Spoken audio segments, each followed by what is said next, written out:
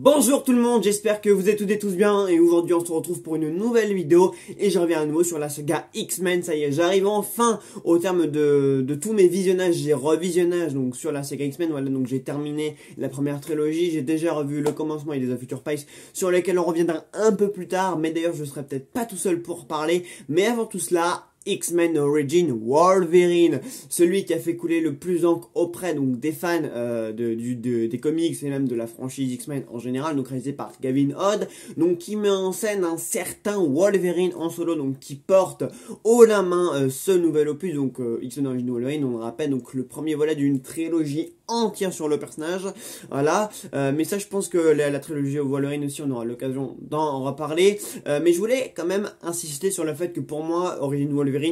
ça avait été un des premiers X-Men que j'avais vu avec Apocalypse ou même bien avant même Apocalypse. En fait, je crois que c'est le premier X-Men que j'ai vu tout court et c'est un de ceux auxquels j'ai le plus adhéré immédiatement parce que j'ai toujours trouvé que c'était un film d'action très cool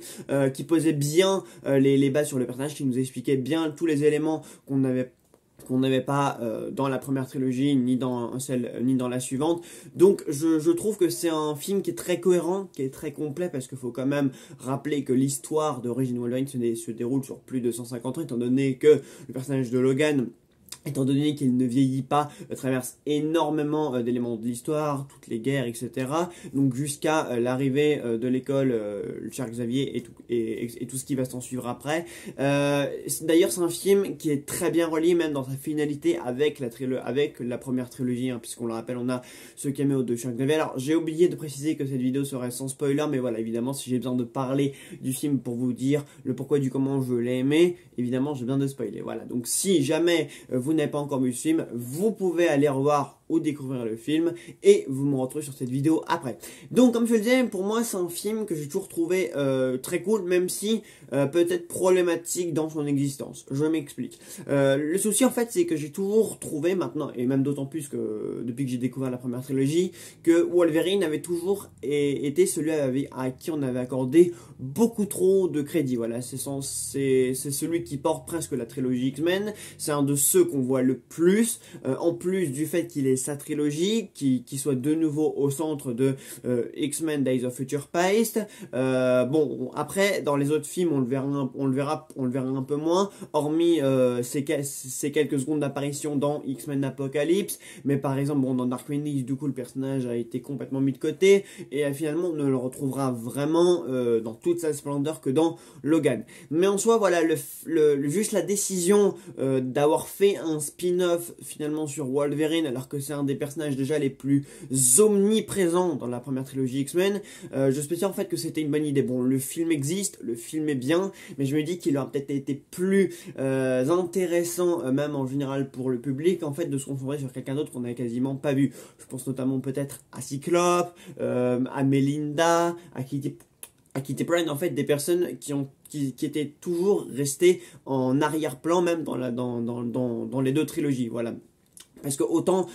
si par exemple, dans les cas de Charles Xavier et Magneto, leur enfance, leur histoire a été plus ou moins explorée dans les ouvertures de X-Men 1 et le sera d'autant plus dans l'ouverture de X-Men le commencement, je trouve que Wolverine, qu'on connaissait déjà très bien, dont le personnage avait vraiment été exploité et approfondi dans la première trilogie, là finalement le fait de refaire un film qui le met lui à 100% en avant, en plus du coup des autres X-Men présents dans ce film là, je trouve en fait que c'est peut-être un petit peu trop. Voilà, je trouve que on accorde vraiment trop d'importance à Wolverine, mais après bon, Marvel est pas débile, voilà, il savait très bien que Hugh Jackman et Wolverine, enfin que le personnage dans l'ensemble était l'hérégie presque de la franchise X-Men, hein, faut dire les choses, c'est le personnage le plus populaire et c'est pour ça d'ailleurs qu'on va le retrouver dans quelques mois au cinéma. Et c'est peut-être finalement ça le problème, c'est que on a toujours accordé trop de crédit. Alors certes, c'est toujours un plaisir de revoir Wolverine et de revoir Hugh Jackman parce qu'il le joue joue très bien, il le porte très bien, le rôle lui va comme un gant. Et dans ce Origin Wolverine, le fait qu'on sache finalement des informations qui lui manquaient, je suis pas sûr, enfin même si ça peut avoir de l'intérêt et de la pertinence, voilà, qu'on nous explique comment il a eu ses griffes, la relation qu'il a eu avec son frère, etc. Donc sa situation familiale, dans quelle situation il était avant de rencontrer les X-Men, et de nous expliquer pourquoi il se souvient plus de rien, enfin bref, de nous éclaircir un petit peu sur son passé. Finalement, même si du coup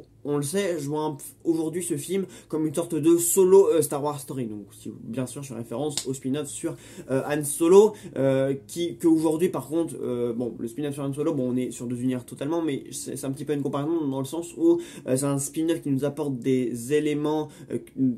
qui nous avaient jamais été présentés à l'écran, mais qui nous avaient toujours été énoncés à l'oral. Voilà, quand ils avaient récupérer le Faucon Millenium, la rencontre entre Chewie et Han, enfin voilà, des informations qui nous avaient jamais été montrées à l'écran et dont on n'avait presque pas parlé. Bah, finalement, sur Origin Wolverine, c'est un peu pareil, voilà, ça nous met en scène finalement des éléments qui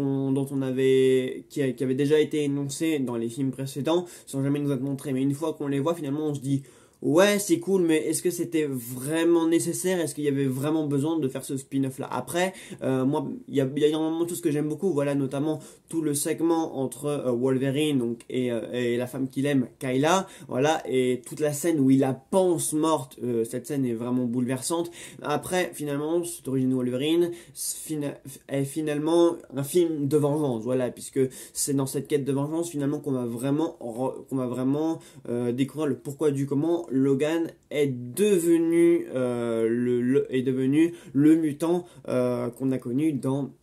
les 6 films X-Men, enfin les 5-6 films, sans compter ces films solo sur lui. Mais finalement, le problème c'est que dans le scénario, il y a un petit quoi dans le sens où finalement, à la fin, voilà, quand on nous révèle que la mort de Kyla, enfin la fausse mort de Kyla, dans un premier temps, n'était qu'en fait une ruse pour que Logan, en fait, soit mis dans la gueule du loup entre les mains de Stryker pour qui lui, finalement, a à peu près les mêmes motivations qu'un Magneto. Voilà, c'est peut-être aussi ça le problème, c'est qu'au niveau de l'antagoniste, on est sur quelque chose sur un schéma très classique, voilà, sur le méchant un peu comme à la Magneto ou comme ceux de X-Men Apocalypse, etc. Finalement, d'utiliser les pouvoirs des mutants pour les exploiter à des fins pas très propres, pas très honnêtes. Et c'est peut-être en fait dans une partie de ce schéma narratif avec lequel j'ai plus du mal, parce que finalement, en fait, la quête de vengeance de Logan, au final, elle aboutit pas à grand chose dans ce film-là, si ce n'est à lui faire rencontrer les autres mutants, à lui faire affronter une bonne fois pour tous Stryker, qu'on retrouvera malgré tout dans les films précédents. Donc ouais, ça c'est une partie du film avec lesquelles j'ai un petit peu de mal. Ouais, cette quête de vengeance qui finalement, ah bah en fait, la femme était pas morte, elle était juste une ruse. En fait, voilà, ça fait partie d'un des twists du film où je me dis, d'accord, donc bon, en fait, vous êtes en train de nous dire que là, tout le scénario qui a été mis en place depuis le début, en fait, c'était du bidon. Donc, ouais, ça c'est peut-être un retournement, un des rares retournements dans la saga X-Men avec lequel j'ai le plus de mal, parce que finalement, on a l'impression que c'est un twist, un Deus Ex Machina qui sort un peu de n'importe où. Après, dans les autres choses que j'aime bien, c'est notamment tout le parcours personnel mené par Logan dans ce film. Voilà, même tout le passage où il va rencontrer ce couple de personnages qui vont se faire tuer dans cette ferme. J'avoue que ce passage, il m'a quand même assez brisé le cœur, parce que voilà, quand on parle du fait que Logan, bon, après lui-même va reconnaître que cette mort fait quand même beaucoup de peine, mais voilà, je sais pas, c'est un segment qui m'a quand même assez touché. Voilà, le fait qu'il perturbe la vie de ces gens et que par sa faute il soit tué, tout ça parce que malheureusement les troupes de Stryker l'ont retrouvé. Là, ça fait partie d'un segment qui, pour le coup, je trouve, nous fait avoir une vraie empathie, nous fait avoir un vrai attachement, parce que lui-même a conscience de sa faute, de son erreur et du fait d'avoir, de ce que le fait d'avoir perturbé, excusez-moi, de ce que le fait d'avoir perturbé la vie de ces gens a causé finalement, et quelles en a été les conséquences. Voilà, que le fait que là où va Logan, il y a de la destruction, il y a de la mort, il y a du chaos, enfin voilà, il y a un petit peu tout ça. Donc il y a des parties que j'aime vraiment bien. Après, je trouve que voilà, tout le segment avec Stryker tourne un petit peu rond. Après, pour moi, le véritable intérêt du film va être aussi la relation entre Danson, donc son frère Victor, et donc la relation qu'il y a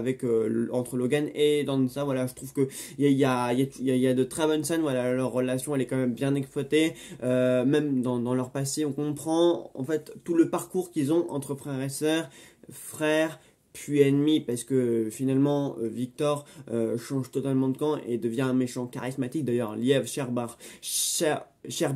bon, je sais pas trop comment on prononce son nom de famille, mais je trouve vraiment que c'est un méchant charismatique. Et pour le coup, à l'inverse d'un Striker, je trouve que c'est un méchant intéressant et toutes les scènes qu'il a avec Logan sont quand même assez fortes et toutes leurs relations et tous les conflits qu'ils opposent, ça a quand même de l'importance et c'est quand même très bien travaillé, voilà. Et à l'inverse, Striker, j'ai toujours trouvé que c'est un méchant assez bateau, assez classique, et ce qui pour moi en fait contribue au fait que le retournement de situation concernant Kayla justement, en plus c'est un segment vraiment que j'aimais très bien parce que je trouve qu'il y a une bonne alchimie entre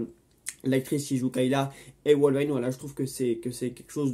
qu'il y a quelque chose de très beau qui se dégage de cette relation qu'on nous met en avant, et justement ce retournement de situation, je le trouve un petit peu sorti de nulle part. Voilà, bon, de toute façon on nous avait déjà fait le coup dans tout un tas de films sur la vengeance et sur venger un être cher, mais bon là je me suis dit ouais, bon en fait tout ce qu'on suit depuis le début c'était